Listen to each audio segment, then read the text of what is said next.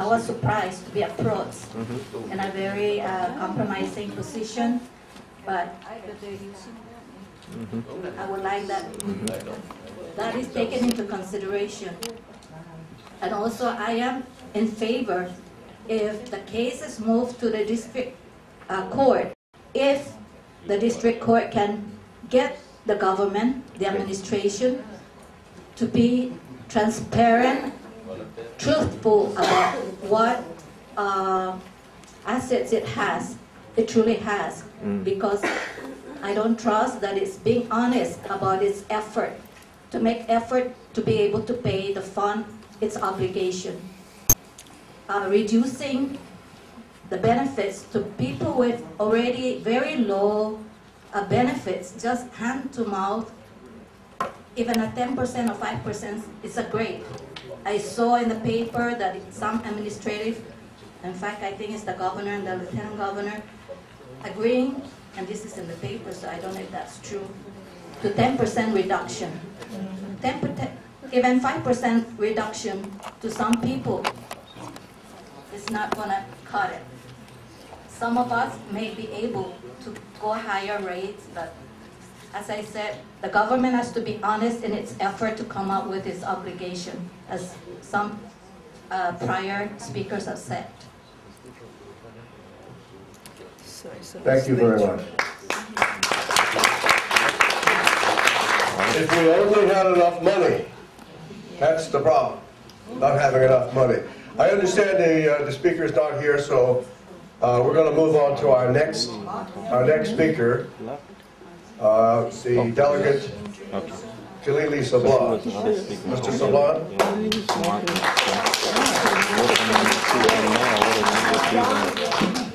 Yes. No. No. Oh, who? Oh, who? Who? Oh. Where's the other mic? Oh, wow. How did you? Thank you very much, Mr. Barnard, and good evening, everyone. Lieutenant Governor Diego Benavides said, "You found the money." Well, no, I didn't. But wow, I am glad I came because I appreciate more the hugeness of this problem and the importance and the need to address this promptly if possible. In 2009, in May of 2009, I met with the Commissioner of Social Security Administration and then Mr. Spence, because I was looking at the situation here where this problem was growing and where government employees were taken out of the Social Security system in January 1st of 1987. And at that time, Social Security said to me, "We will come in and analyze and review and analyze the employment, the contributions of government employees into the fund, and propose a different mechanism in which we would take present employees of the government into the system, into the Social Security system." And at that time, I'm sure we didn't have 2,900 employees. But if we don't take care of this, just imagine, look at the problems we're faced with today.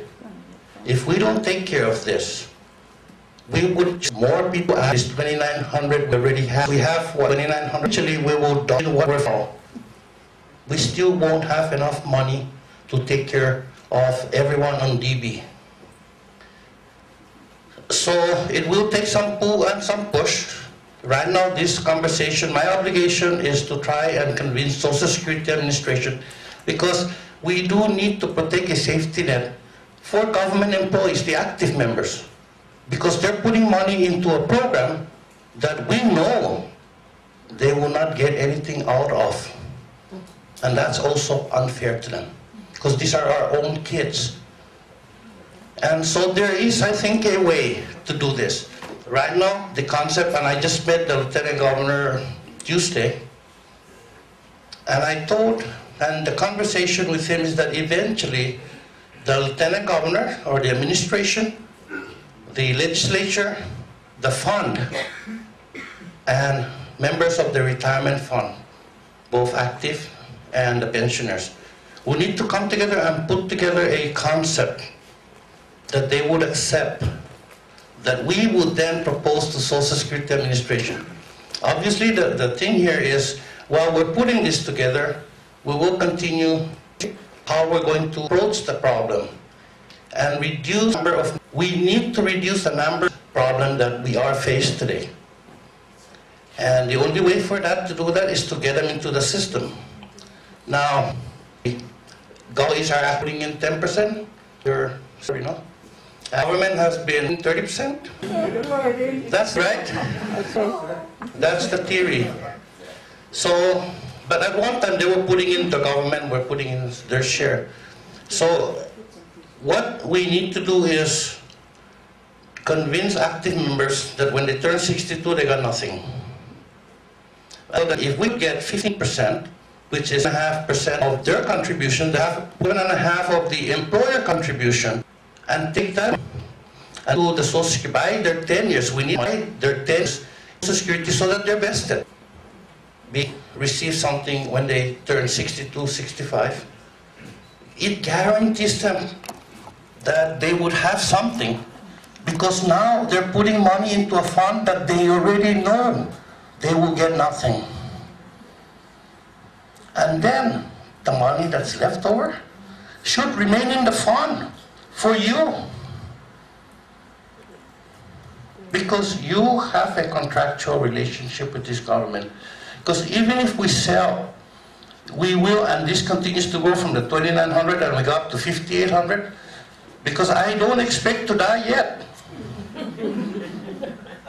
And though there are younger members of the Davy Fund, they're very young, and they will live long, and they will be faced with this problem that you and I are faced today. I'm a retiree, by the way. No way. Yes, I am. I'm just almost as old as you. No way. Really? But see, here's where I'm approaching this now. A lot of the willing to work with the Commonwealth government, or in the alternative, again, my goal here is to reduce this huge problem that we have. In the alternative, we're trying to see if, say, just for example, an autonomous agency of the government will get into Social Security, but don't forget, if we do that altogether, then they stop contributing the employees, and you would hold the government, and they will not have to contribute the employer share. But an autonomous agency of the government, say public school system, it's a huge chunk of the Commonwealth government and a huge chunk of the liability of the defined benefit, I would assume. And if we get them out, the thing is to reduce membership in defined benefit and reduce the problem, so we eventually come to a certain number that this is it. And then the government, then we could borrow the money, because we know we only need that much. Right now, if we borrow 200 million and throw it in here, it's not enough. It's throwing good money after bad. But until we come to a certain point where we know exactly how many members are going to retire and get something from the fund, this thing will never be resolved. And the only option we have, or the only safety net that we can afford to, we can do for them, is Social Security Administration. That's the general theory. There's still a lot of things that need to be decided here in the Commonwealth. But the Social Security Administration is willing to work with us on this thing. So that spell out again who the parties are that have to work together here? the Commonwealth government would be the administration. You still trust them, don't you, Ruth? I don't. Not with the fund, not with the retirement fund. They have let us down. The legislature obviously will need to work, and some of the laws will need to be changed, and the retirement fund and the members. Kilili? Yes. It's me. I appreciate the effort that you're doing, and I hope that something will work out. But you know, the bigger problem that we are facing here is that this government is broke. Yes, sir. Not only broke, but it's broken. Okay? I mean, let's face it. as we see it from year to year in the past 5 years, the revenue that was generated has gone down and down and down to a point now where we are even doubtful that we're going to have $102 million in the resources, okay?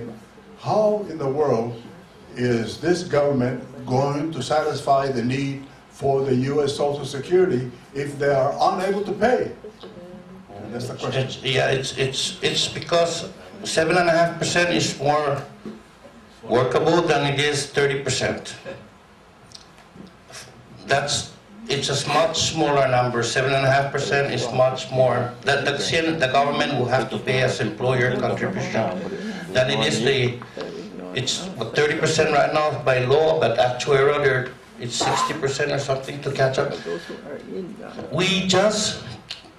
I don't know if anyone here truly believes that we will find $900 million and pump into the fund. I don't know. And so since we can't find the money to pump into the fund, I think the other option is to reduce the fund members. Reduce it so that it's much more manageable and it's much more in the long run affordable. We need political will for our government to continue to put money in for the defined benefit pension fund. That's also another thing, we need political will. And what Mr. Igisomer earlier said is you guys need to start making some demands. Lady over here. Hey, Eric, this is not healthcare, right? The question though, if we take all those folks out, aren't they the ones paying the contributions, so we lose all that cash? Yeah. So where's the money going to come from to fund retirees at that point? Yeah, Eric, but again, what you're saying is that it's all right that these people pay in, knowing that they will get nothing. That's why we're in this problem, is because you paid in and we don't expect to get all your contract, all your promises paid. And so it's also a sense of fairness here. And we can't let these people pay nothing. What we need to do is let these people pay into something that they would expect to get to. These are our own people, this is us. Except that they're working now. And by doing that, by reducing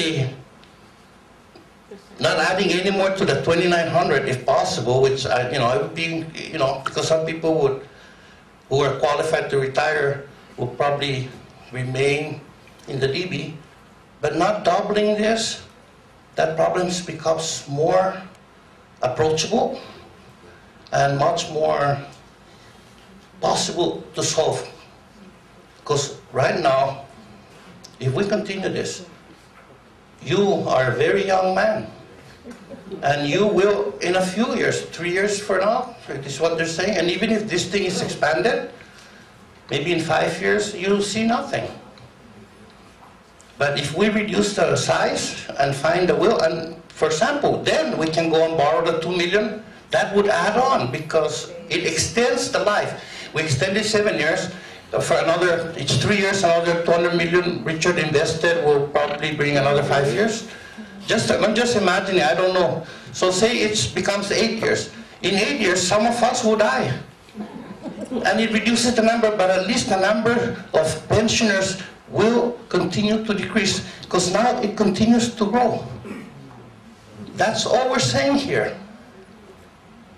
And it's the people. You're looking at the people paying in. Those people that we would ask to move into the Social Security system will not be able to receive the kind of pensions that many of us are receiving because it's a less generous system. I have a question over here. So they're taking a sacrifice themselves. Over here. Yes, Have Pat. you Hi. looked into the Covenant Section 702 grants where we can leverage maybe some of the unused funds to float the